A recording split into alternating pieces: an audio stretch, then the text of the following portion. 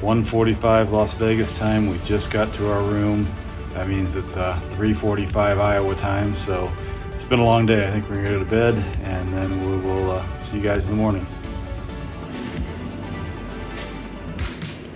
All right, here's the room in the daylight.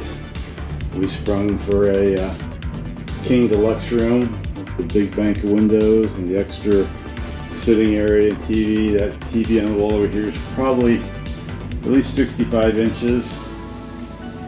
And there's another one that's probably 50 inches or 55 in front of the bed. Overall, it's a pretty nice room. Decorated in the traditional flamingo pattern. You walk in the door, the bathroom's right here. It's not overly big, but it's nice enough. It's got a shower with a half glass wall and a shower curtain that closes off the rest. And then on the other side is a big closet. So overall pretty happy. Let's take a look at the view out the window here.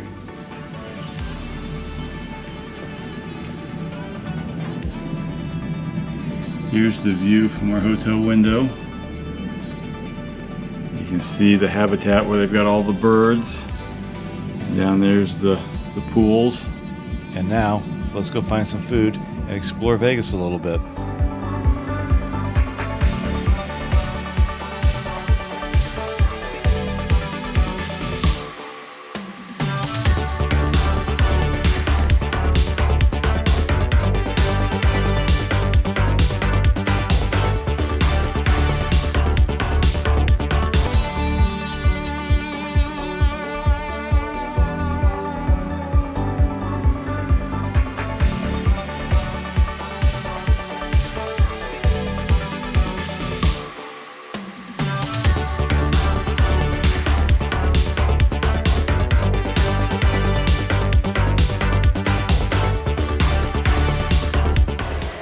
Las Vegas, Caesar's Palace, the Forum Shops.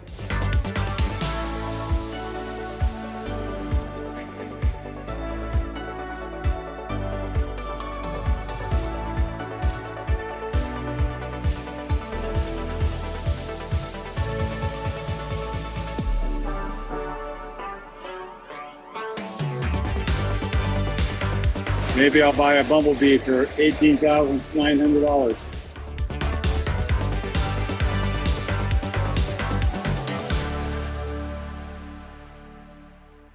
We are at the Cheesecake Factory for a snack. We then went back to the hotel for a little bit to rest before going to the concert.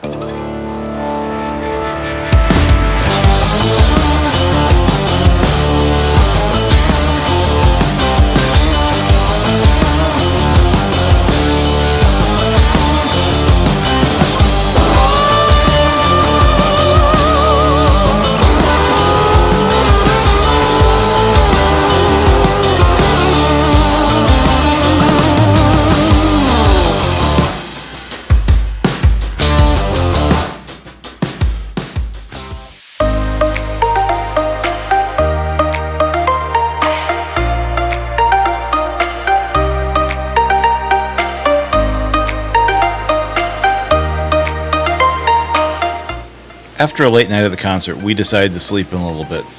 We then got up and explored the hotel before heading to Margaritaville for lunch. Although we always enjoy Margaritaville, we were a little bit bummed because we were also supposed to go to the Jimmy Buffett concert on this trip, but a couple of weeks ago it got canceled due to some medical issues Jimmy was having. One of the things Dana really wanted to do on this trip was go to the Neon Museum.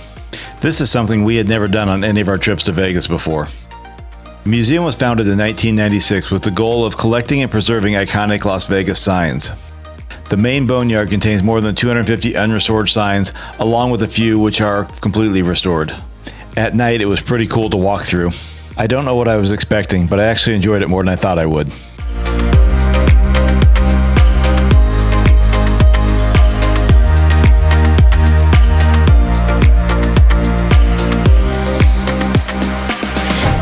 When we got ready to leave, we did two things we've never done before. Believe it or not, we had never taken an Uber, and we also rode in our first Tesla. When we got back to the hotel, we were both hungry, so we made a quick stop at In-N-Out before going to bed.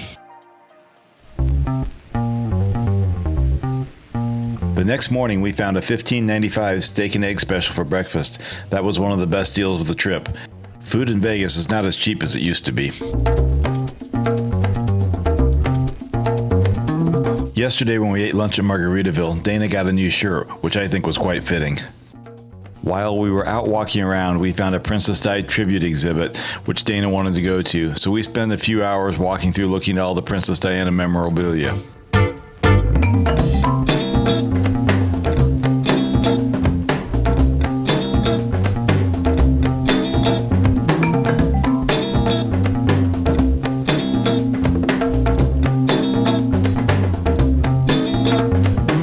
After the exhibit, Dana wanted a snack, so we stopped and got her a crepe before heading to M&M World.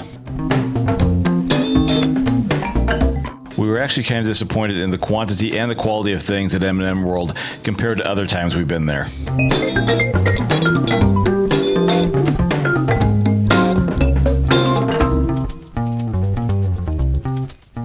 We just walked down to see the new Allegiant Stadium.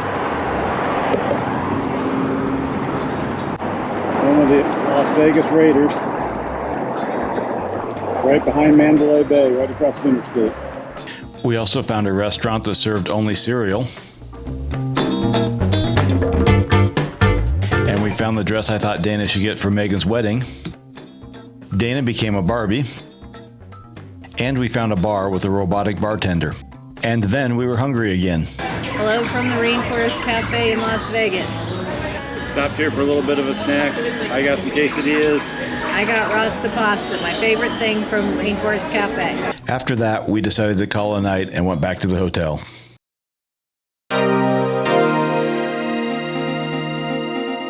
For our last day in Vegas, we decided to walk the other direction down the strip and went down to the Wynn Hotel. We started with some lunch, splitting a charcuterie board and a chicken pot pie.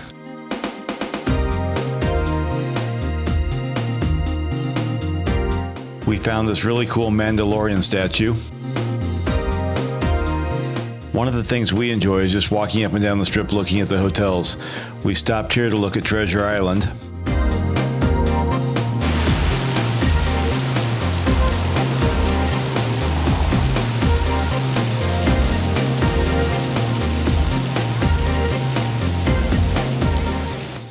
We also decided we should walk down and look at the Mirage and take some pictures, because it was purchased by the Hard Rock and is slated to be completely transformed.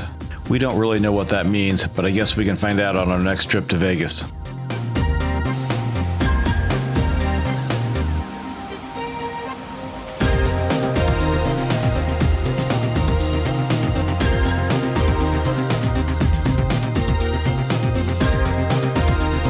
And with that, our Vegas vacation came to an end, which probably isn't a bad thing, because what happened in Vegas didn't stay in Vegas, and 2 days after I got home, I tested positive for COVID.